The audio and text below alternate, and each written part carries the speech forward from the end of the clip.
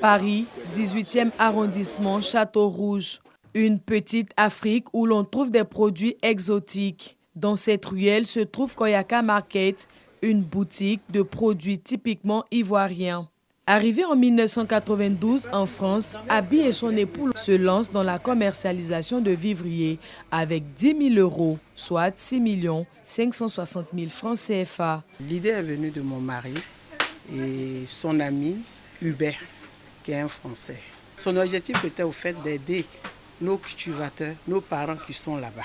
Koyaka Market pour faire allusion au groupe ethnique dont ils sont originaires. Ne pas se méprendre cependant, dans ce magasin, on trouve des produits venant de toutes les régions de la Côte d'Ivoire.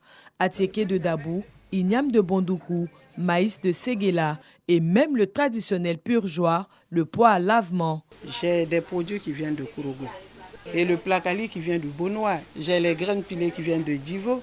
Vendre du Made in Côte d'Ivoire en France, une affaire qui rapporte gros, mais qui n'est pas sans difficulté. Nous avons des soucis sur l'aubergine, gnagna, korongo, piment par rapport au dosage d'engrais.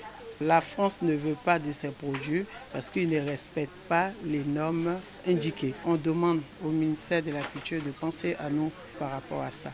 Après leur positionnement, les promoteurs de ce business voient grand, créer de l'emploi direct en Côte d'Ivoire. Avec ce que nous avons créé ici, ça nous a permis de créer une société en Côte d'Ivoire qui aide nos frères et sœurs à pouvoir travailler à leur compte et qui nous permet de vivre ici. Consommer ivoirien en France passionne toutes les nationalités. Si Abdoullah, marocain, a un penchant pour les épices, Alassane, sénégalais, préfère la cape rouge, pêchée dans les eaux ivoiriennes et le riz local. J'ai pris ces choses-là et j'ai fait des autres choses africaines, mélange africain-marocain, comme ça. Je viendrai de temps en temps chercher mes produits ici. Il y a plus de 4 ans, c'est là où je fais mes courses. J'achète tout. J'aime bien aussi certains produits ivoiriens. Aromali déjà de 1. C'est un riz, je consomme 2 sacs par mois. C'est des produits qui arrivent aussi dans un état comme en Côte d'Ivoire. Ça se conserve très bien aussi. Je l'ai connu ici dans ce magasin de tilapia rouge.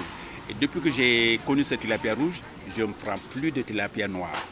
Rosine, cette autre Parisienne qui a le cœur qui balance entre la Côte d'Ivoire et la France malgré son adaptation, reste scotchée à la cuisine ivoirienne. Ça, c'est mon petit rituel. Tous les week-ends, je vais faire goûter un peu ce qui vient de chez moi à mes enfants. Moi, je suis française, mais d'origine ivoirienne. Je ne peux pas m'en passer. Je vais beau manger européen, mais parfois, il faut que je me retrouve dans mes origines. Donc, je ne peux pas arrêter. Voyant le succès de leur business, les Fofana ont eu l'ingénieuse idée d'ouvrir un restaurant pour les petites bourses à 2 pas de la boutique. Le gérant n'est autre que leur fils aîné Mohamed. Il nous raconte l'histoire de la création du restaurant. Dans le quartier, il n'y avait pas de restaurant ivoirien de manière générale. On a plutôt beaucoup de restaurants sénégalais qui sont juste en bas de la rue. Donc nous, on a eu l'opportunité d'avoir un magasin à côté. On s'est dit pourquoi ne pas créer un restaurant ivoirien avec des produits ivoiriens, foutou banane, placali, tout ça, à bas coût. Du coup, ça fait que aujourd'hui, le concept fonctionne. Avec l'avènement de la Covid-19, les restaurateurs français ont dû se plier aux exigences des autorités sanitaires. Et Mohamed n'y a pas échappé. On n'a plus le droit de manger sur place, à condition que les gens présentent les passes sanitaires. Donc pour pallier à ça, on exige maintenant que les gens fassent que les emporter. La restauration en France, une énorme tâche. Mohamed fait 14 000 € de chiffre d'affaires par mois, soit plus de 9 millions de francs CFA.